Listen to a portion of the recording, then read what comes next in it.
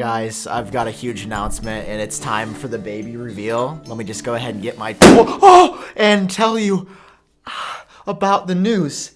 Why am I in pain? Okay guys, so Apple's changing the game again with the iPhone 14. The new MacBook Pro could be coming as soon as next month, and Apple's treating their employees better. This is just like a fun little time, isn't it? You know you like fun times? Go ahead and drop a like down below. Hit that subscribe for more. While you're at it, tap that bell as well so you're always staying up to date on all of the latest Apple news.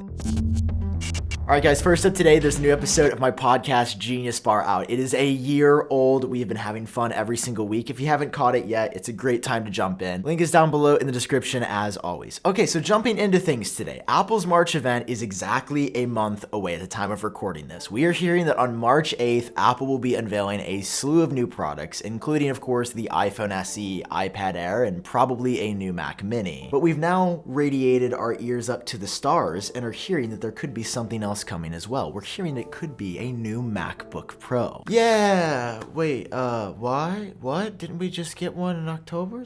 Yeah, the MacBook Pro just what do you mean they're coming out with a new one already? They're not gonna update my one that I just bought, did they? I swear to God. Whoa, man, put the fork down. All right, everything's gonna be okay. And it will be okay because I don't think that this is actually a real rumor because it comes courtesy of Digitimes, who is just over 60% accurate, but they say that this MacBook Pro is coming. This MacBook Pro, though, not having the M1 Pro and M1 Max chips that are currently in the MacBook Pro, it'll have a new M2 chip. Apple said to debut it in this machine before anywhere else, and this is where things start to make a little sense. And the reason this makes sense is because it isn't going to be competing with the current MacBook Pros. This is going to be a new low-end model, and Mark Gurman, who's about 90% accurate, has told us about this device. It's essentially not going to be a MacBook Pro, even though they're calling it a MacBook Pro, and what I mean by that is that it's not going to have 120 Hz ProMotion, it's not going to have the higher-end mini LED display, it's not going to have the higher end storage options, and inside again will be this M2 chip that is significantly less powerful than the other M1 Pro and Max chips. And to make this even more confusing, Digitime says this is dropping and releasing in early March, which is exactly when Apple is rumored to have an event. And I don't know, maybe we see it because we know some new Macs are coming. It feels odd that we just got a MacBook Pro and they're already adding a new model. Here's the thing, buddy, nothing makes sense anymore, and this is the world that we live in. Everything is chaos. We live in a society now, and that's something new. Guess we'll just add this to the docket for the March event, which is coming up, and also people are not super excited for. I don't understand why. Are you guys not excited? Speaking of numbers, Apple's also increasing benefits for employees, which is great. I will say I don't have the best track record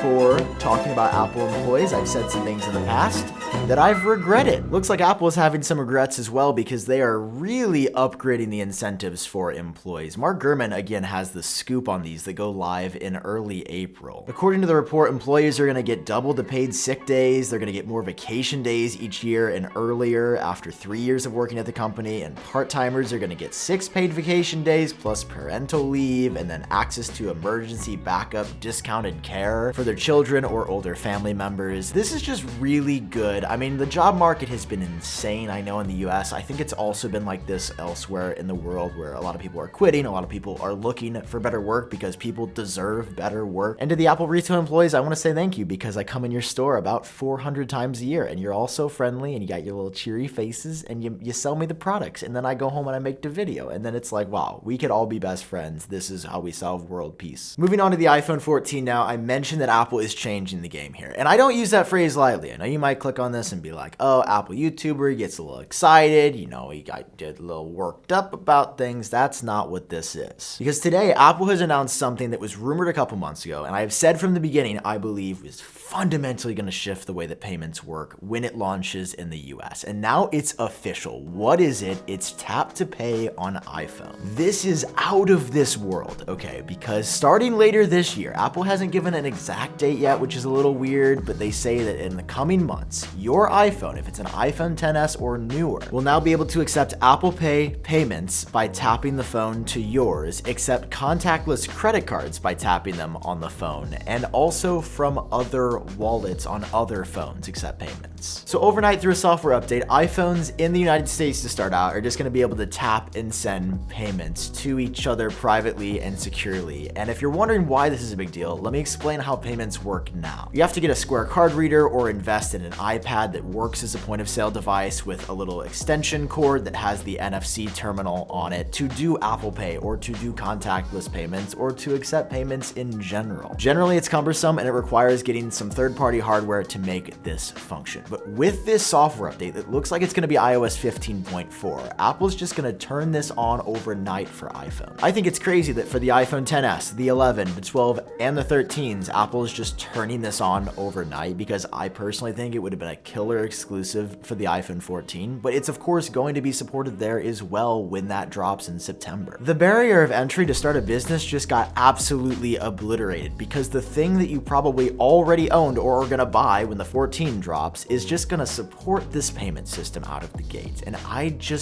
I'm astounded. This is the coolest thing I've seen in years from Apple. That being said, I want to give a voice to both sides here, so let's bring in the correspondent for the Android community. What do you think about this, man? Cole, you've gone too far once again, pal. Here in my world, we've had this feature for a year. What?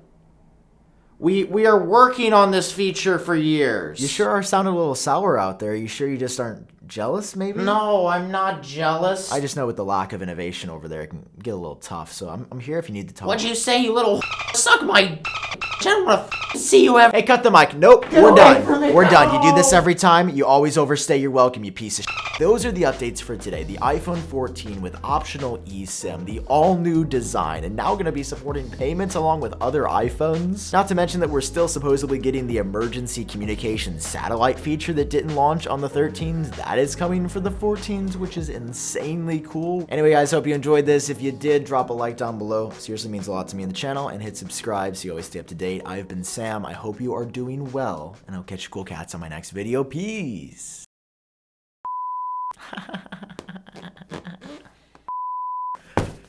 Oh, I'm so scared to pop it. I'm so scared to pop it. Guys, this is a really big day for me. I've got a big announcement. There's been something a-brewing, and here, I'm ready. Ah! I'm doing this because there's not any Apple news. No. No, I can't be pushing P right now. Guys, today's